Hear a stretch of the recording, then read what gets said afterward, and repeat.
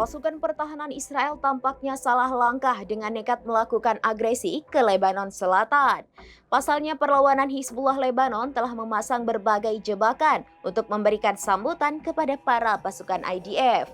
Tak terkecuali tank-tank Israel yang kini terbakar usai terkena jebakan Hizbullah, sehingga menghanguskan IDF hidup-hidup di dalamnya. Hizbullah terus memasang perangkap maut untuk menyambut kedatangan pasukan pertahanan Israel ke Lebanon.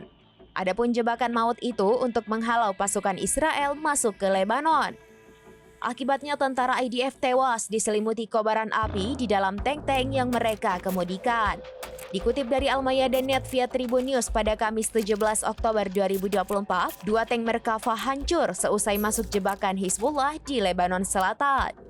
Operasi Hizbullah ini terjadi di tengah pertempuran sengit yang melibatkan perlawanan di berbagai poros wilayah perbatasan. Jebakan Hizbullah dilaporkan dipasang di daerah terjal yang terletak di pantai Mediterania dan perbatasan Lebanon Palestina.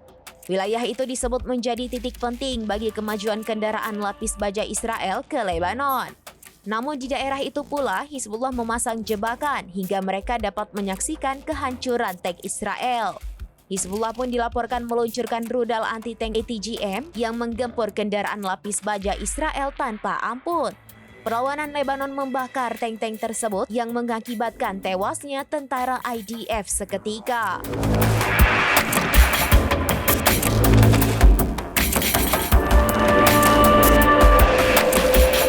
Demikian informasi terkini Syederalun. Saksikan terus informasi lainnya. Jangan lupa like dan share seluruh akun serabinews.com. Download Tribun X sekarang, menghadirkan lokal menjadi Indonesia.